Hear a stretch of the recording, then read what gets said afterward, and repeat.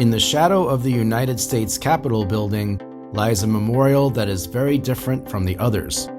Although it is one of many rooted in the conflict of war, rather than recognizing those who gave their lives in the service of our country, it honors those who survived and were forced to fight new battles.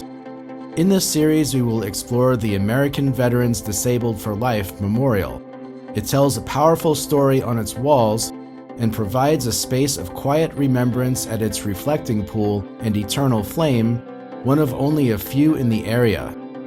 In war, there are no unwounded soldiers.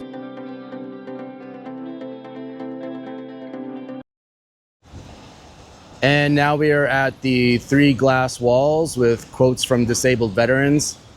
And as you can see, this memorial is not so crowded. There's not tons of people here, but there are always lots of people. Well, maybe not at this exact moment, but there is a walkway that connects that street to another street back there. And so people pretty much use this as just as a walkway to get from A to B, and they kind of cut through the memorial. And it was designed like that on purpose. It was designed with the public in mind and pedestrian needs. But I'm going to walk to the front of these quotes and show them to you.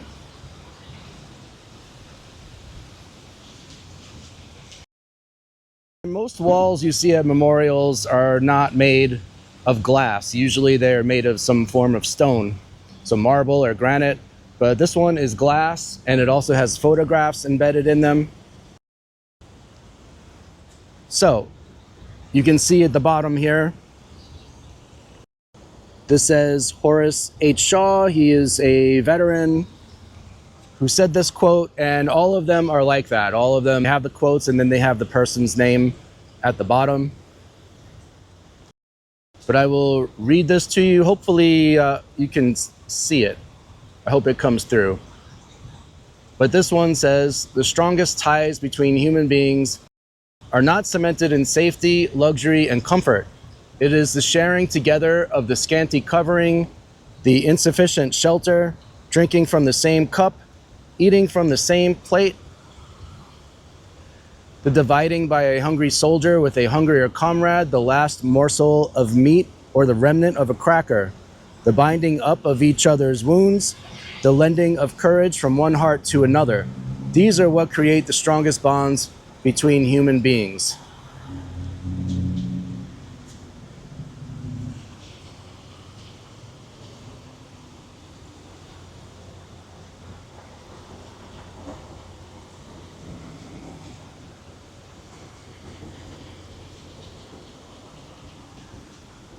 I have a purpose in life, and that's been to help other military families through some of what I had to go through. If I had to go through it myself in order to help others, I'm okay with that.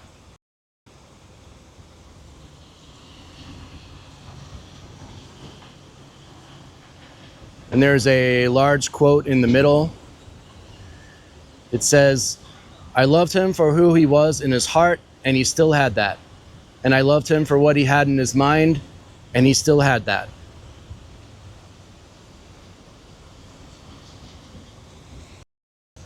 My wife means everything to me, and she's also been my therapy. They got me to talk about it. People didn't understand that it is so painful to discuss. As I'm talking to you right now, there are tears running down my face. Since the war, I've been confined to a wheelchair and have tried to live a good life. However, I relive the war every day.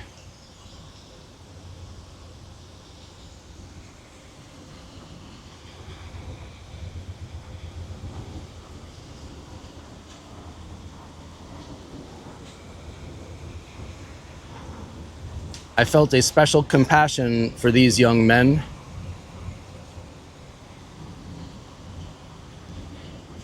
I felt a special compassion for these young men with torn up faces.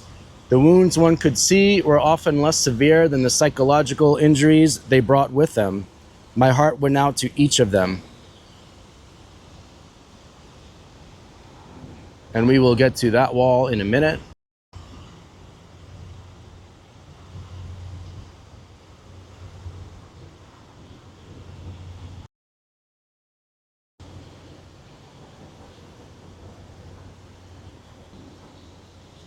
And here is a quote from Bob Dole, who was a senator from Kansas who actually ran for president against Bill Clinton. And he had a lot to do with the founding of the World War II Memorial. And he himself was a World War II veteran who was also disabled. And he said, in the end, what gets people through a physical or emotional crisis is not new technology or medication. Those things can help, of course, but it's faith that gives you the strength to endure, faith that won't allow you to give up, faith that manifests itself in a ferocious determination to take the next step, the one that everyone else says is impossible.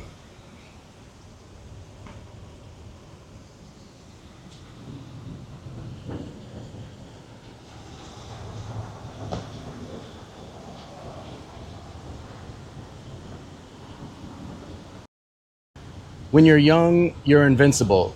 You're immortal. I thought I'd come back. Perhaps I wouldn't. There was that thought too, but I had this feeling that I would come back.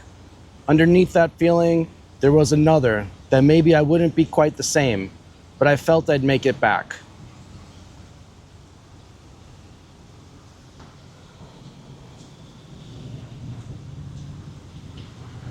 We start by not thinking so much anymore about what you have lost. You must think about what you have left and what you can do with it.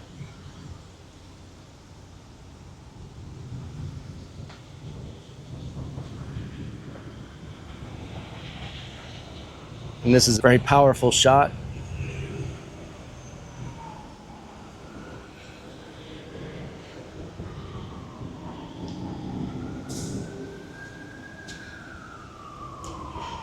For every tragic story of a life unraveled by military battle, there are a dozen tales of individuals who have managed to triumph over their harrowing experiences of war and ruin.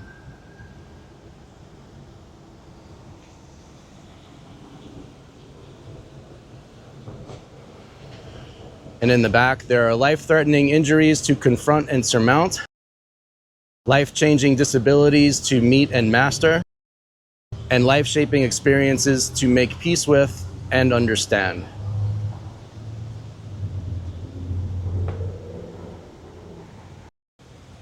And here is the back wall, and I will show this to you now.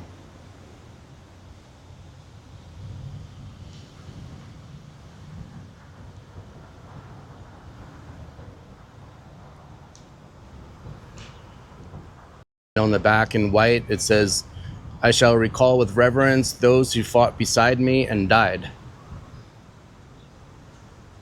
I shall recall with respect those who fought with me and were scarred by bullets, left limbless by bombs.